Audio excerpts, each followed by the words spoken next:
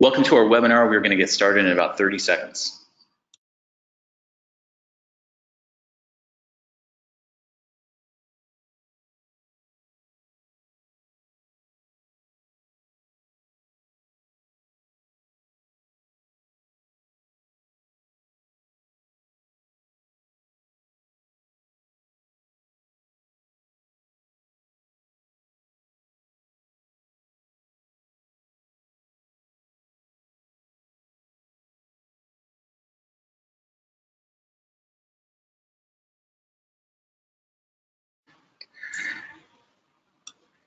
Hello and welcome to our webinar today. We are excited to talk about our subject, 5 ways to increase technician efficiency.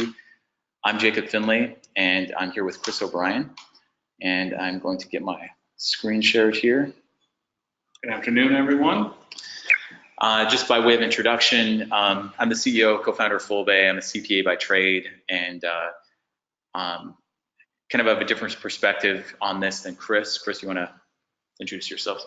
Yeah, I've basically been in the weeds doing operations for several years, overseeing private fleets, and I've helped onboard and train several thousand technicians or users at Fullbay. So I have the tactical experience and can complement some of the things that we're talking about, put into real terms. So to begin, just some housekeeping, how this webinar works. You'll notice we're using GoToWebinar for this one. Over on the right side, there's a little sidebar with a red arrow, kind of white arrow on red. You can expand that sidebar or make it smaller by just clicking on that arrow. And then on that sidebar, there's a place to put in questions. And just to kind of get you acclimated to that, if you wouldn't mind, go over to the sidebar there and expand that little section for questions. And in there, if you could, give us an idea of where you're calling or where you're watching the webinar from, what state or province. So go ahead and put those over into the questions section. I see those rolling in now.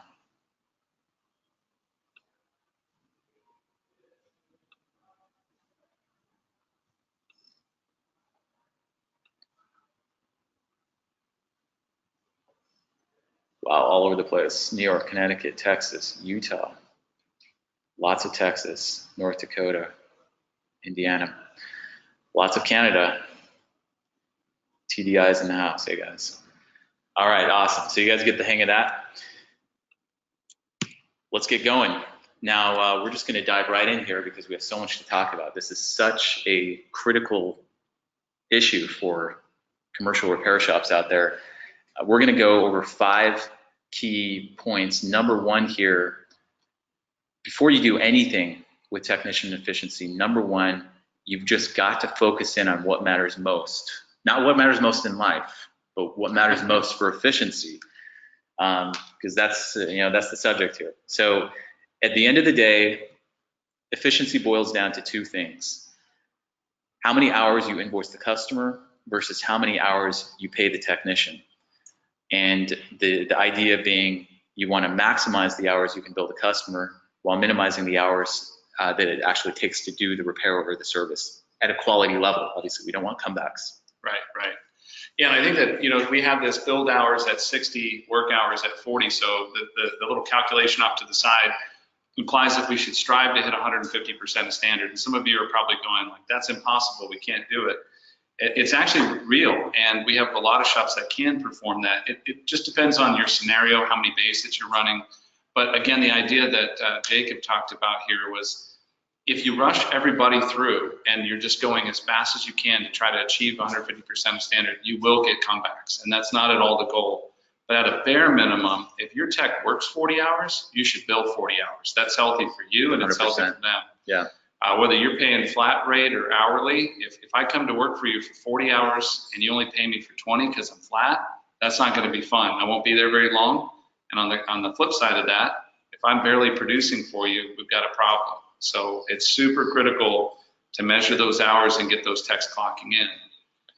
So the formula down here for efficiency equals invoiced hours or billed hours, same thing. Invoiced hours divided by clocked hours, or in other words, the amount of time the technician is actually at work. So if I'm, like Chris said, if I'm paying a technician on average 40 hours in a week, That would be 40 clocked hours. The question then would be, well, in that week, how many hours is your tech actually billing? And to figure out efficiency, it's just a matter of taking the number of hours they build, dividing it by the number of hours they're on the clock. So for you owners out there, and anybody that's done payroll, you know how frustrating it can be when you have some super inefficient technicians where you're paying them 40 hours, maybe even some overtime, and they're billing way less than that. It's a real problem. Yeah, agree. And then in some cases too, you might have delayed billing. Maybe you bill on the first of the month, so you have all this work accumulated. You might have to look at this a different way, where you are looking at revenue coming into the shop with invoiced hours, but you might also need to look at completed hours to truly measure a technician. Maybe the tech completed more hours than you were able to invoice, but that's due to customer requirements. So you can get your efficiency through two different metrics, but I would agree with Jacob. At the end of the day, if the money's not coming in the door through invoiced hours, then it doesn't matter how much they complete, because you got to bring the cash in the door. Chris makes a good point. The way we do this in Fullbay, when we show this metric to technicians, typically you want to show it to them instead of invoiced hours, you show them how many hours they've completed, because there might be a time delay between the time the tech marks something as completed and the time the office actually pulls the trigger and invoices the customer. Could be same day, it could be the next day or later. So another way to calculate efficiency would be on those completed hours, kind of prospectively, because at the end, eventually completed hours will equal invoiced hours. And notice that we're not necessarily, we're talking about clocking in, and some of you might say, well, I pay flat, or I pay percentage, or some people are relating saying, well, I pay hourly, it makes sense. It applies to everybody. And we're going to go, as you go through this webinar, you're going to see where it doesn't matter how you pay the technician, understanding how they're working is super critical for the shop, because you either got dead weight or you got some great performers, and you can leverage that and bring everybody else. The goal is to bring the team up, not just single one person out. Exactly. So if you're paying flat rate, don't leave the webinar yet. We're going to talk about that here in a minute. But obviously, if you're paying your technicians flat rate, the number of hours the technicians work pretty much doesn't matter. It does matter, but pretty much doesn't matter in terms of efficiency, because then the technician's compensation is aligned with you. We'll talk more about that a little bit later. But that's the concept, and it's important to get our terms defined right out of the gate. Yeah, I agree. And one thing that's super important is we have at Fullbay, we have software that allows you to have technicians clock in and clock on to jobs, and we can track time. And I guess one last point would be, is the average tech is used to using an OBT2 scanner. So if you're, almost every technician out there has used some sort of scan tool or software to perform a diagnosis. The clock in, clock out process in Fullbay is super, super simple. So if you don't have software that does that, consider looking, ask for a demo, look at the way that we do it. We try to make it super easy as possible. And then at the end of the day, you have to get data, and you have to see stuff. And that leads us to our next slide. Yeah, well, one more thing we wanted to talk about on this one was the whole concept of book time, right? So depending on when we talk commercial repair, there's different subsets, right? So if you're working on, Freightliners, over-the-road trucks, Peterbilts, whatever, there are, there's labor guys out there, Motor, Mitchell, that are available for you to go and find how many hours you should be invoicing the customer for a given job. And some shops will rely on that. Others, they know what the market can bear, or they know what's fair, so on and so forth. But it's important to know the distinction that if you're lucky enough to have some standards floating out there, to know what to bill, that becomes a really good measuring stick, because if it takes the technician 8 hours to do a 6-hour job, it may not be fair to bill the customer those 8 hours. Whereas if it takes the technician 4 hours to do a 6-hour job, it is fair to bill the 6 hours, because you have a better technician and you're going to be getting that truck back on the road faster. And if you're lucky enough to have those standards, or lucky enough to have an internal history that's rich enough for your shop, where you know how much, because I was talking to a shop that does mostly yellow iron construction equipment, and there is no standard labor guide out there for off-road equipment, construction equipment. They rely on their own history to know what's fair and what should be billed. And knowing what to invoice the customer becomes more challenging in a case like that. And then there's also situations where things are so different that you always have to pay whatever the tech spent. Time and materials. Yeah, time and materials. But even then, you still have to balance, well, is that a below average tech who's working on this, an average tech, or an above average tech? And there's still an opportunity there to, as you make your technicians better, to bill 6 when the tech did it in 4, for example. I think another way too is if you have a large shop, I know some of you out there have larger shops, I can have trucks stacked up in a bay. I could be running 2 bays. I can drop oil on one truck while I'm going and replacing a starter on the other. I'm clocking in and out of 2 different jobs, one after another. I'm getting basically double invoiced hours for the same hour. So there's another way to do efficiency. It isn't always trying to beat the clock on the one job. It's making sure that your tech understands that if I'm stacked up 3 jobs and I can work on 2 at a time, then do it. Let's get some efficiency going and bill more time. So at the end of the day, this first one, we just want to emphasize, let's understand the terms and let's understand how that efficiency formula works. It's pretty straightforward, but what are invoiced hours? What can we bill the customer? And how much time are we actually paying the tech, and how those two relate? So focus on what matters most for efficiency, and it is moving the needle on these 2 metrics. That's, at the end of the day, what matters most. So the question becomes, how in the world do you move the needle on those metrics, right? So our first polling question here, so you're gonna see this come up. Do your technicians clock in and out of repair jobs to track their time? Not clock in and out of work, but did they clock in and out of the specific repair jobs that they're working on to track their time? So I'm going to launch this first polling question. If you guys wouldn't mind responding to that polling question. Lots of responses coming in.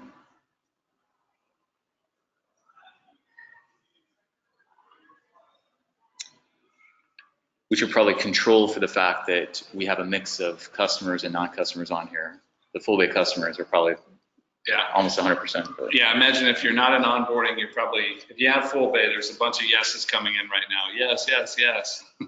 Or in the process of rolling out. Or in the process, right. Okay, we've got 78% are in. We'll close this poll. And here are the results. So it looks like 80%, so it's about the 80-20 rule. 80% are a yes, 14% are no, 6% are in the process of rolling it out. Nice. So why does this matter? Why does it matter that your technicians clock in and out of repair jobs that they're on to track their time? Well, number 2 out of 5 is it's important, once you identify what matters most, it's important that you go out and measure it. Go out and measure it. So what do you have to measure? We need to measure the number of hours the tech is on the job, period, is at work. So clocking in the morning, clocking out for lunch, clocking out at the end of the day. That needs to be measured. And if you're paying your techs hourly and you're not measuring that, you've got other issues, right? So everyone's probably measuring that one. That's not a big deal. The next one is the number of hours you bill or invoice the customer. That one you're probably measuring too. Are you measuring it quickly and in real time? Maybe, maybe not. I see a lot of shops just measuring it as dollars. My payroll was X, my income was Y. And then what's the deduction? It doesn't matter what's in between. Not drilling into the actual quantity of hours. Yeah. But if everyone can relate to this, we measure PMs, we measure tread depth, we measure brake wear, we measure everything so we know how to prevent things from happening and optimize, right, for efficiency. Same kind of concept. If you're going to measure maintenance on trucks, it's the same kind of thing, except this actually yields a bunch of money. Yeah. I imagine preventative maintenance as well. I would vote that yields a bunch of money as well. However, number of hours you bill, measure that. And then the last one, the number of hours the tech is in is on each job. Let me share my screen. Some on my screen. Oh, I never closed the results. I'm sorry, guys. We have this awesome slide. Hold on a second. Check out this awesome slide we were just hiding from you. Go out and measure it. All right, so those are the 3 things we just discussed. With these metrics, with these 3 things that you measure, it cracks open so many possibilities of what you can do to get handle on your shop and your shop's operations. For example, there's just 3 of many. With this, you can now calculate efficiency. And there's a few different ways you can calculate efficiency. Overall efficiency is comparing how many hours they're at work. Like, say if you want to calculate efficiency just for the week in general, you can say, all right, so this week technician A was at work for 40 hours, and all the work that tech did adds up to 40 hours, the number of hours we billed the customer. That technician is 100% efficient. We could say that for the week. We could also measure efficiency in a different way. We could say, well, what about a specific job that technician was on? How efficient were they on that specific job? That's where this third metric comes into play, the number of hours the tech is on each job. Now you can go into a specific work order or service order and say, all right, we know we billed the customer 10 hours on that particular service order. And I can also see that the technician spent 8 hours working on it. So based on that information, we know they are, somebody do the math, they're north of 100% efficient. I should be able to do that in my head, though, again. So that frees you up there. Next thing you can calculate is unproductive time. So you can quickly say, all right, well, I know the tech was at work for 40 hours, but if I add up all the time they were actually on jobs, maybe it adds up to 30 hours. So now we know their productivity is at, was that 80%? Their productivity, we call it utilization. Is at somewhere around 80%. So the number of unproductive hours we can see, and we can also calculate what their utilization is. So no one's ever going to be 100% utilized. It's impossible. I mean, you got shop meetings, you got some time. Breaks, bathroom, etc. Exactly. I think I started out my career in the consulting world, and it's kind of like a law firm. It was you live and die by billed hours, and so they really tracked utilization. But even then, with the high pressure, we were expected to be somewhere between 85 and 90% utilized, because it's just not possible to be above that. Diesel repair is a little bit different. You can get a little higher than that, but for the most part, you want to get that as close to 100% as reasonable, and you want to be able to measure that employee by employee. Yeah, and I think that, how could you use this to run the business? Anytime I do a kickoff call, or anytime I'm in any type of a training situation, or someone's asking, well, how do I use this data, Chris? I would say that most shops have an issue where there's usually a problem. Should I hire somebody? How's my shop performing, and can my techs handle the workload that's coming in? So one of the things I always say is, okay, well, let's go to your efficiency metrics, and let's look at utilization and tech efficiency.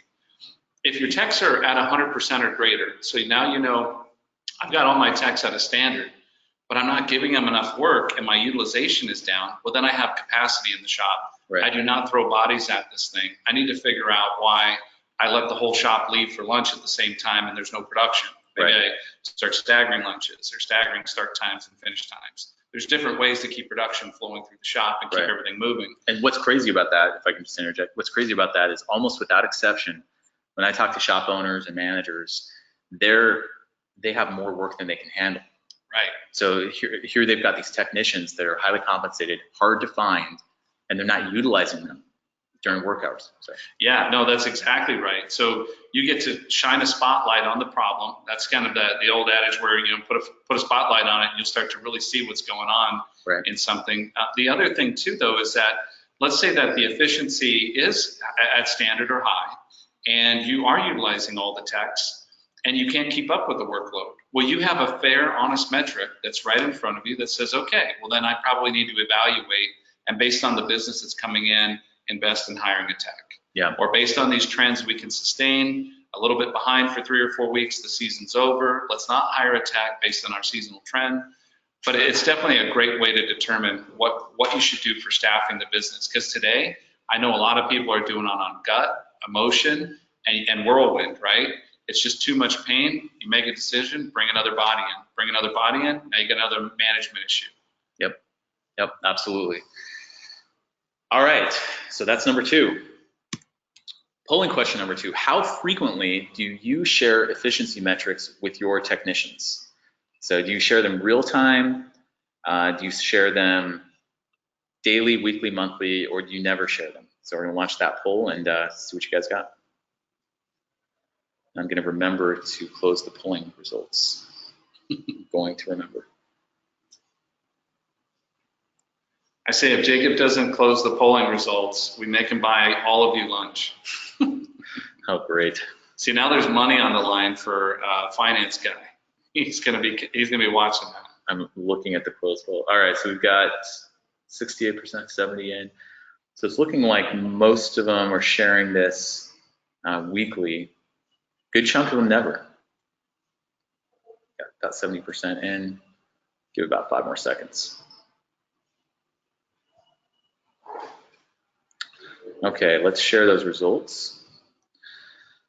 So decent distribution, but it looks like most of them are going to be either weekly or never, and that's good to know. So daily, real time are actually the 2 lowest. Yeah, interesting. Let me hide those results, and now we're back to sharing the screen, right? All right, perfect. See, he remembered. There's a lesson in that. We're going to hit that in slide number 4. All right, so number 3, keep a scoreboard. So it's one thing to measure something. It's another thing to actually share meaningful statistics with people. So I always remember this this classic example I heard this from Franklin Covey, the guys that do 7 Habits of Highly Effective People, but they had some consultants that were down in the Gulf area right after Katrina, the big storm, and there was a football game going on. Some of the consultants decided to stay over a weekend. They go to a local football game. The storm had knocked out the scoreboard, and they were sitting in the stands, and it was eerie because no one was paying attention to the game. There was just like this low murmur going on. People were chatting amongst themselves. The game was going on down the field, but the fans were not engaged because they had no real idea what the score was. And they used that to illustrate the point of how important keeping a meaningful scoreboard is to keep people engaged. So our recommendation here is keep a scoreboard of the metrics, not every metric you can think of, but the ones that really matter most. We believe that everyone needs to see what's going on in the shop in real time, not a month later or even a week later. See what's going on in real time. There's some benefits to that. Technicians can see how they are doing so far on their day, maybe against their own personal baseline or the expectation the shop has set, and maybe even let them see how they're doing versus the other techs in the shop. So how are they stacking up? Service managers are able to see how a job is doing while it's still in production, when you can still make course corrections instead of maybe a week later. That one I think is a big one. I often see where people are trying to calculate, and if you use Fullbay today, there's just a tool that's a $sign on the service order. Not only does it give you the tech efficiency in real time, it also will show you how much profit you're making. So you're about ready to spin up an estimate to send it off to the customer after your technician diagnosed it, or you're about to invoice. And that's permission-based. Yeah. Only people with the permission can see that. Yep, absolutely. Or right before invoicing, right? You see the final, what is the final score of this work order? So you look at tech efficiency, hours worked, invoice, look at your revenue, your markup on your parts, you make your adjustments, and then send off the invoice. Far better to get it done right the first time than all the rework and the questions that come afterward. So absolutely. I would say by far, if you weren't ready for the tax, just the scoreboard in front of the service provider could really help set the tone of the shop, or even the service manager, if that's the person doing the service writing, they can go in and how's the shop doing? Can we take on 2 more jobs today? Yeah. Are the guys running ahead of schedule? Are they barely cutting it? Should we commit to another one right at the end of the day? Absolutely. Owners can benefit from a scoreboard as well. So the journey of an owner of a small business is obviously most owners want to grow the business, and they want to move from working in the business to working on the business. And to help enable that journey, you need a set of dashboard metrics that give you an overall view of the business, so that you can see from a high level, how is this business doing? Across the whole business, how many hours did we invoice? How many hours did we work, and so forth. So there's going to be a different scoreboard based on the role here: technicians versus service writers, service managers, parts managers, owners, office managers. And at the end of the day, we've seen this in shops where you're pitting technicians against each other for being the top tech. I remember working in the shop, and we used to hand out, we would print out the employee statistics report out of Fullbay. And since then, we built more and more real-time reporting, but we would print that thing out, hand it out, and especially the really good techs, they get fired up if they weren't the #1 tech in the past week. So we were passing this out weekly back then. And that's good, and you can build on that, but from a psychological perspective, it's even better if you can figure out a way to incentivize everybody, and it doesn't have to involve money, but just incentivize everybody. Hey, look, as a group, we're trying to get to, X% as a shop in efficiency, or X number of hours billed, or whatever. Or we want each tech to hit 120%. And if any tech that hits 120, they're going to get this incentive, right? So there's more camaraderie, and it's a friendly competition where everybody can win. And statistics show when this kind of behavior has been modeled in studies, that the business does far better when you have the technicians competing with each other against personal bests than competing against each other to be the top dog in the shop. So just keep that in mind. It's interesting too, new hires. We've had a couple of different shops that the new guys, basically you're the, there's a slang term they use for the new guy.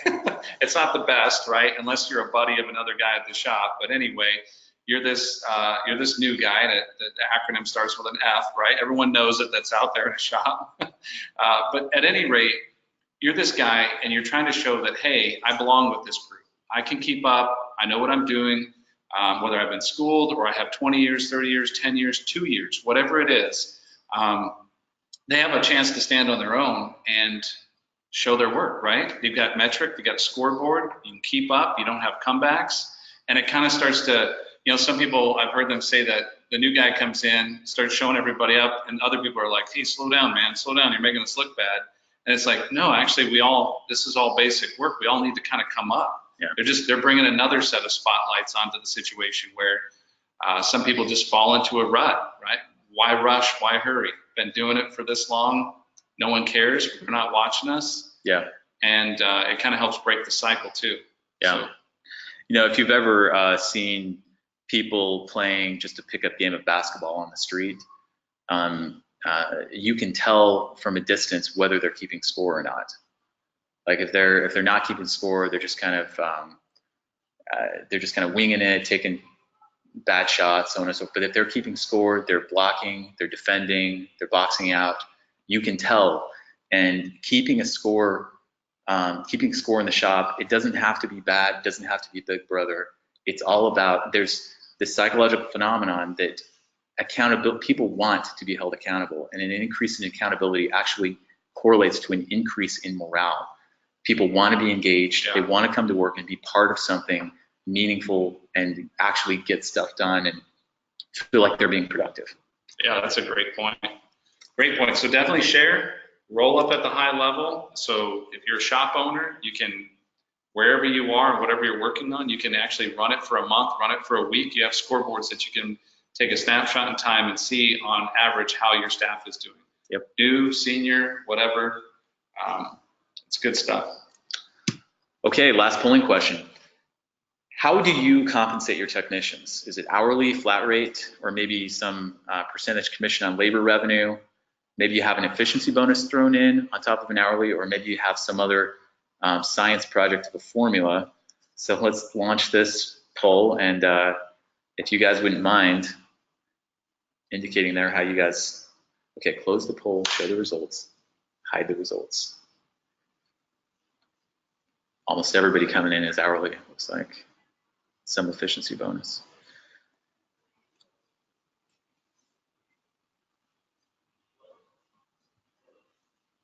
It's pretty good. All right, I'm going to close the poll here. Okay, let's look at these results. So it looks like a majority, 55%, pay their techs hourly. Not surprising at all. 13% flat rate. And then 21% of you are paying hourly plus some sort of an efficiency bonus. Good job, yeah. Let me hide those results. Let's explore that. So number 4, it's important to align compensation with efficiency. with those metrics that matter the most. And we've got some extreme ideas on this slide, so don't be alarmed by our extreme ideas. They won't necessarily work for you. I threw them on here because I've seen them out there, and I've seen them actually working for shops, so that doesn't necessarily mean it's gonna work for you. You gotta see that. Let's run through this. So Chris, talk to me about this first point up here. Align tech manager pay with efficiency and keep it simple. Stupid? You know, sometimes what I see is, well, I'll be on a call, maybe it's a new shop, maybe they're just looking for the software to purchase it, and there's an elaborate pay compensation or pay plan that they're using. And it has all these factors. There's a full-time person that they're paying 30, 40,000 a year to do the job, or somebody's losing their weekend. And at the end of all of that whirlwind, and if they take off, the techs are upset, the person has to come back and fix the pay the next week. If you kind of find yourself in the rut, I always ask, what value did that bring? Like, what value is all that adding? It costs you a full-time person, or you have to have that body there. Yeah. It's stressful. Everybody's wound up over it. I just think that when it comes to tech pay, you got to keep it super simple, very clear, very easy to process for them to distill. It is nice to have a flat pay. I'm a fan of hourly and flat pay, and the bonus, you know, having some sort of bonus structure. But definitely, I've seen some crazy stuff out there, and maybe it works, and it probably does work because a lot of you are in business. I just find that when you look at the infrastructure and start peeling back the layers of that kind of onion or that scenario, it almost is so complicated that it's hard to manage. Yeah. So it's hard to build tools to manage all those variations. It can be tough, especially, so anytime you go into spreadsheet land just to calculate, I get it, to calculate an efficiency bonus, as long as it's simple, but you want your compensation structure to be, you want somebody to be able to come in behind you and replicate what you did. Yeah. And if it's a black box formula, then it's probably too complicated. So let's jump in here. Number one, I'm sure you've all considered flat rate. We would emphasize, just consider it once more. May not be legal in your area, and there's a lot of reasons not to do flat rate. Trust me, I get it. I've had so many of these conversations. Let's just talk about the benefits of flat rate, though, if you can bear with me. If it's legal, it's great because it aligns the incentives of the technicians perfectly, pretty much perfectly, with the owner of the shop. So the more, like, whatever hours we bill the customer, that determines exactly what the revenue will be, at least the labor revenue for the owner. That also exactly determines what the tech compensation would be. It's beautiful. It's powerful in its simplicity. And if you go this route, you need to make sure that you back into a flat rate. So this would be whatever you pay the techs. You need to make sure you're backing into a flat rate or flat rates that guarantee you at least a 50 to 60% profit margin on your labor revenue. It's very important.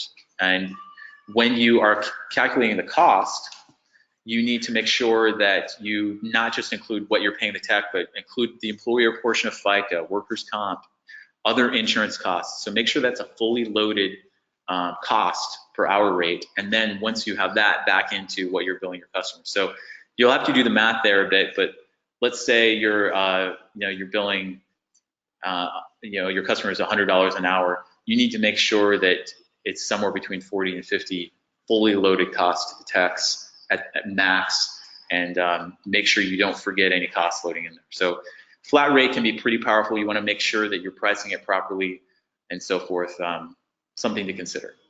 Yeah, and just another tie back to flat rate. Just because you're flat rate and sometimes time could be moot, it doesn't mean you don't want to understand what does that job or what should that job take. Right. So if it's a 4-hour job and your guys are doing it in 2 hours because they're flat rate, track the time. Track the time to prove the time, so you still have a tech efficiency. Yeah. Super important to understand that, because at the end of the day, it still dictates how much work the shop can do and how you can grow. Whether you need to hire techs, not hire techs. Right. Are you utilizing techs? And I will say this: I've seen flat rate shops where there's not enough work. They hire a bunch of techs. There's not enough work for everybody.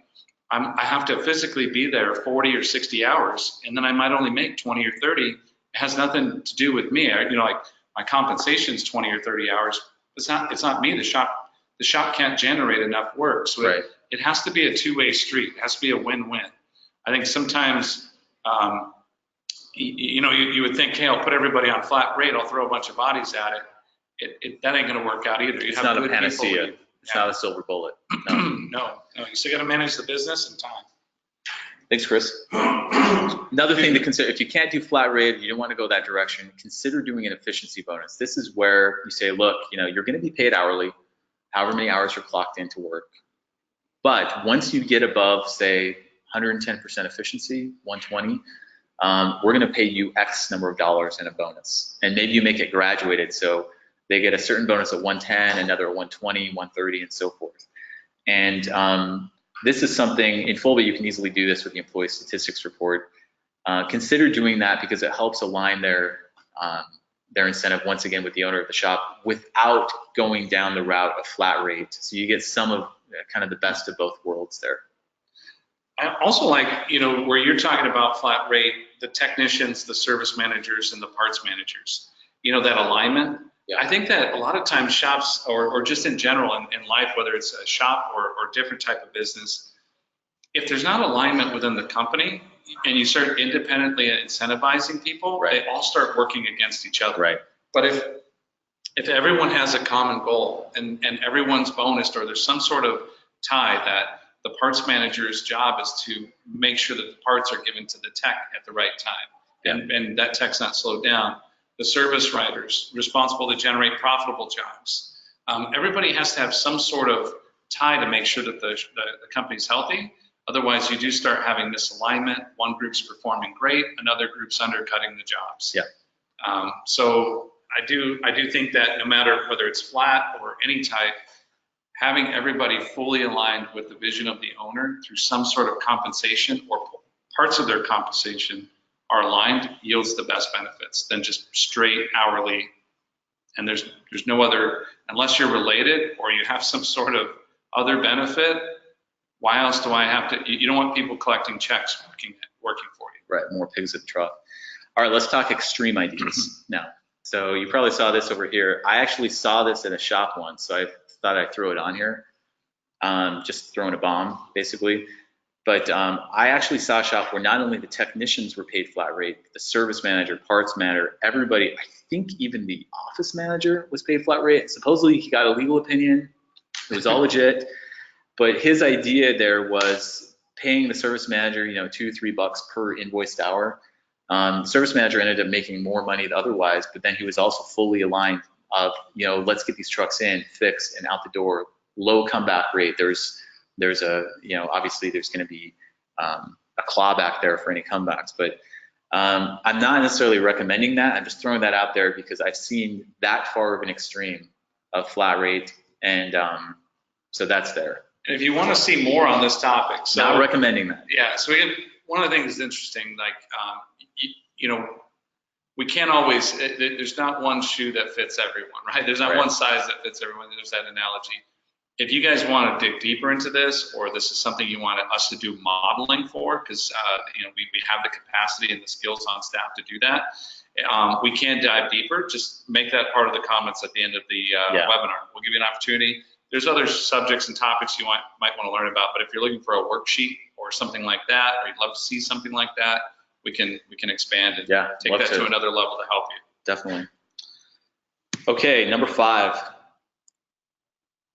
Once you've done all this, you know, identified what matters most. You have, you know, you're going out and measuring it. You've got a scoreboard, and you are aligning your compensation. Number 5 here is you got to standardize your processes, and this is not just a one and done type scenario.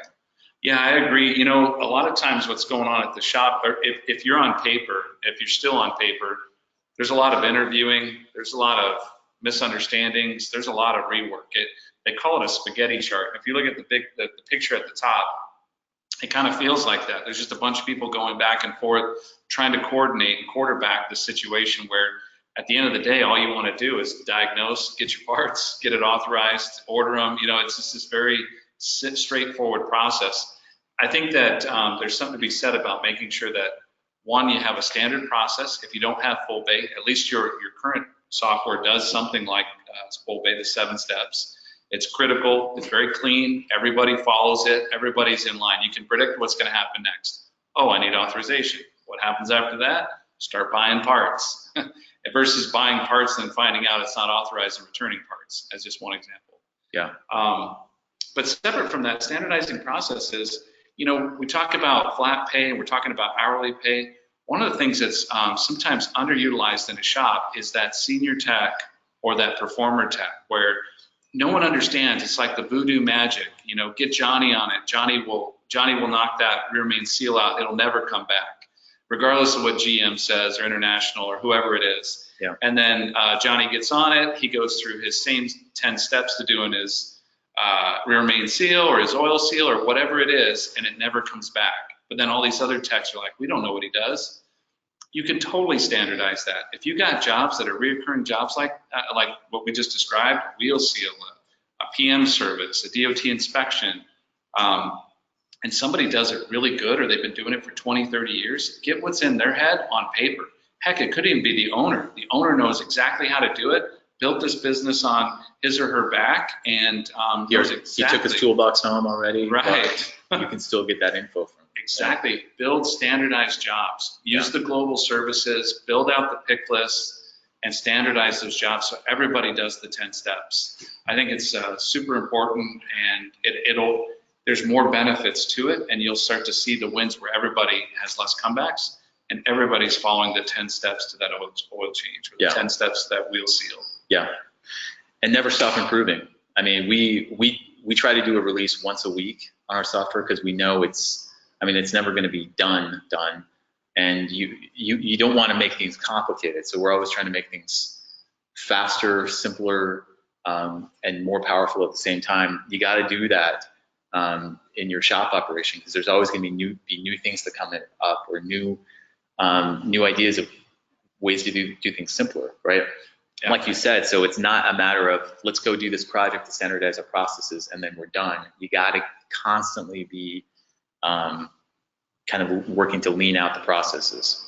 Yeah, and you know, I don't know if some of you have heard about it, Lean or Six Sigma. We're not trying to make this into, you know, how do we land a rocket on the moon or anything like that, but it's just basic stuff. If you look at your parts room and you know that it's not laid out right, everybody comes in from the east and you have it set to pull from the west.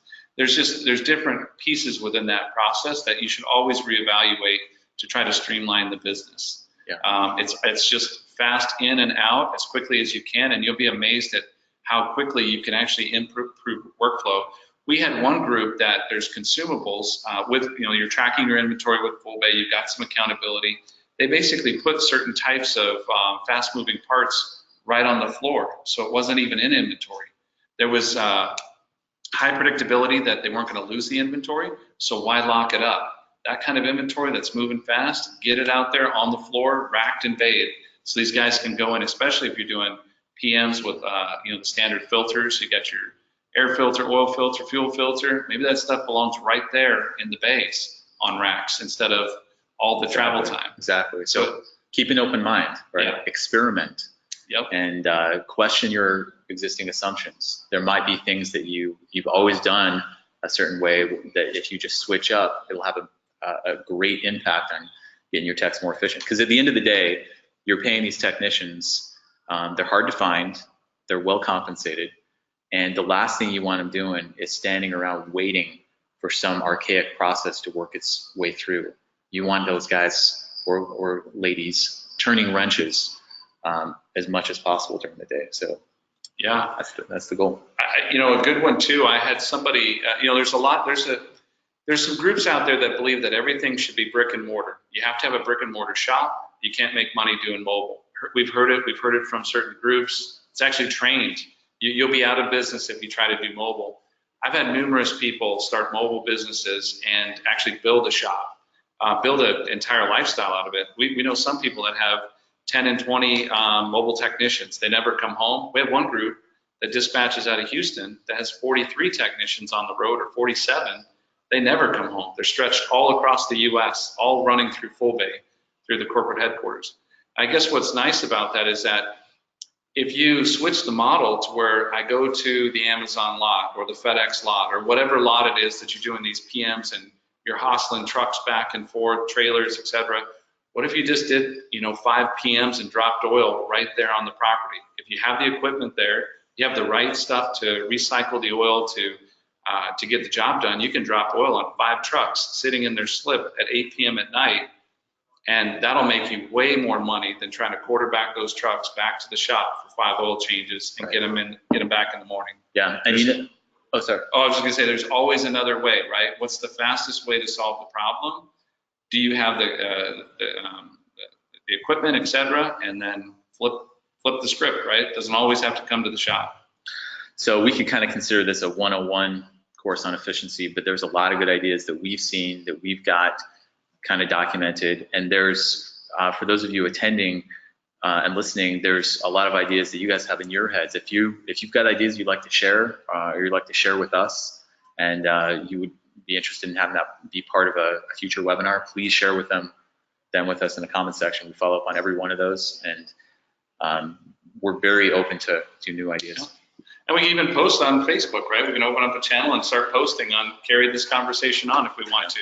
Hey, if you guys want to collaborate, I found this works. Hey guys, I found this and that works. Absolutely, absolutely.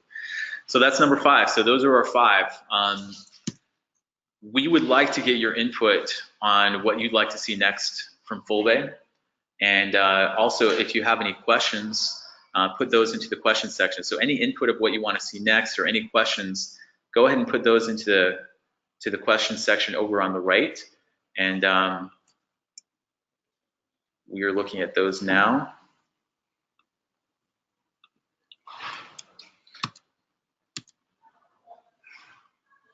All right, a question here from Lucy. Do you recommend introducing this as individual metrics or integrating it as team metrics and then breaking it down? It's a good question. I mean, it depends on how you want to do things. There's a few different ways to skin a cat, but I would say the first step is getting the techs engaged, right? And so if you've deployed as an example, if you've deployed Fullbay and you have them engaged, just sharing that information real time and starting to have weekly toolbox meetings to get that, to get a baseline. We need it's hard to set if you haven't been measuring it in the past, it's hard to just start a program and then get data. Yeah. I would say start with the techs, roll it out, start collecting some data, get about 90 days worth of data under your belt, because the first 30 is going to be throwaway. Everybody's going to make mistakes, and you're going to be fine tuning, and then you're going to get this cadence, and you'll see what you have there. And then I do agree that you take it from there to a team. But I think Jacob was referencing weekly. I'm a big proponent of communication, like whether you call it a roundtable or you have a toolbox meeting once a week. How's the shop performing? How many parts did we lose this week? How many cores didn't go back that needed to go back? Whatever it is, efficiency is just one of many things you should talk about as you roll that out in a team concept. Question from Julia, or comment really. We've started competitions for efficiency, and this has caused employees to try to fabricate their jobs or invoices and essentially lie or take other techs' jobs. We let that employee go, but it was ridiculous to have this privilege, a bonus, turn to bad behavior. How do you deal with that, Chris? Yeah, that's, I think I'm armchair quarterbacking what happened to you.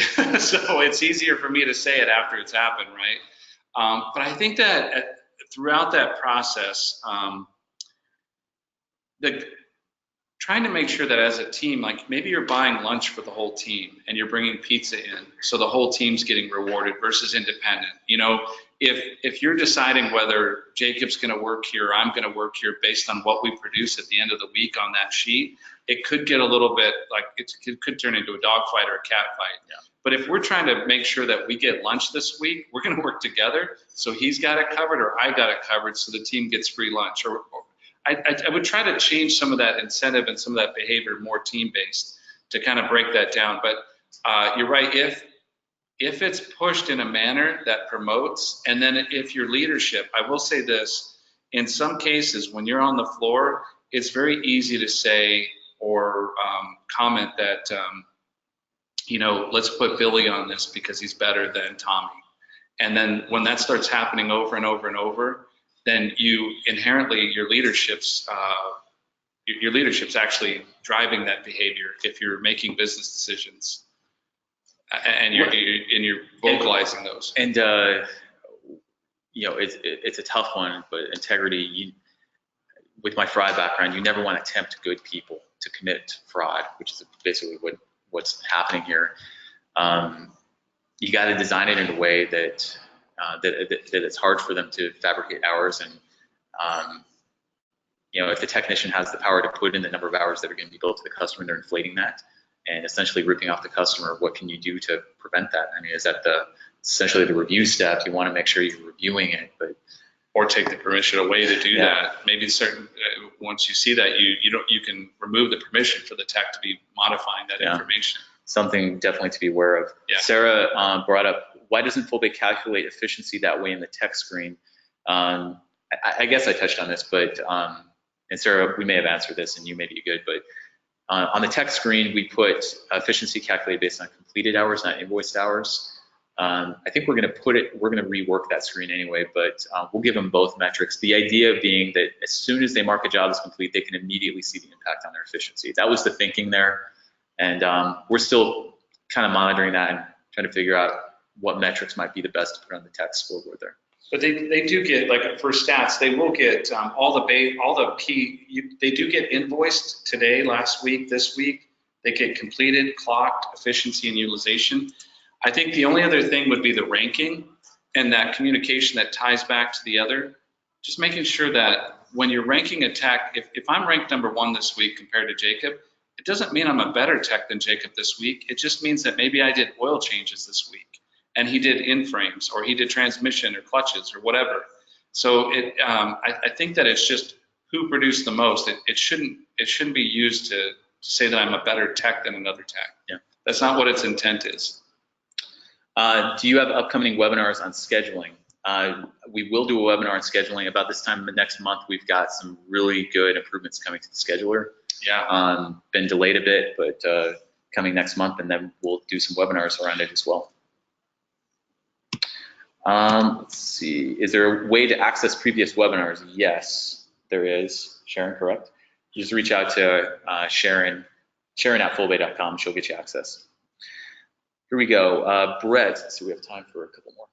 Is there any way when an action item is closed, the percentage each tech was on that action item could be automatically calculated with the option to manually edit if we need to?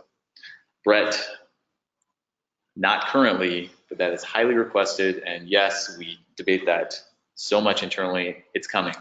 I'll just say it's coming. It's a great comment. All right, let's see. This webinar will be available recorded, and Roland, we use SRT times from a paid service to ensure the times are correct. Yeah, always looking back, whether there's a labor guide available or not. That's a good approach, Roland. Well, I think it's about time we end it. Chris, any final comments here on efficiency? No, I do. Well, yes, I do think that if you're not measuring it today, I know a lot of people have Fullbay, and not everybody is at the point of engaging techs. I would at least get them using the software, get the hours starting to measure, and start to get a landscape or a picture of how your company's performing, and start to understand those metrics. From there, start adding in your incentives. I think if you're not measuring it, I think you got money on the table. It's the equivalent of not cycle counting your inventory. There's probably a bunch of money there. You're not holding people accountable. It's the same thing with labor. The two largest expenses in a shop are labor and parts. If you're not looking at the labor, how could you ever improve? So I think that these are just table stakes for running a business, right? At the owner level and higher, or the management. And leverage the tools. That dollar sign, some of you don't know it's there, some of you do know it's there. Leverage these tools, those metrics real time. You put 4 guys on a truck and you need to see efficiency, and somebody's on there and really just dragging it down. Walk out there and find out what's going on. You can see it real time. So everybody says, oh, I didn't know till a week later. Well, who was asleep at the wheel, right? It's super important. We're trying to share the metrics throughout the process, and use the service managers and the service writers, hold them accountable to generate profitable business. Thanks, Chris. Well, thank you everybody for your attendance. We really appreciate it. For those of you who are Fullbay customers, we are very appreciative of you. We think of you all the time, and we are constantly working to make the app better. For those of you who aren't, thank you for attending, and we hope you guys have a great day. Our thoughts obviously are with those on the Atlantic coast and the Carolinas, especially being impacted by the storm. thoughts, prayers, and meaningful actions. So keep them in your prayers as well. Hope you guys have a great day, great week, and we look forward to having you on the next webinar. Thank you very much. Thank you.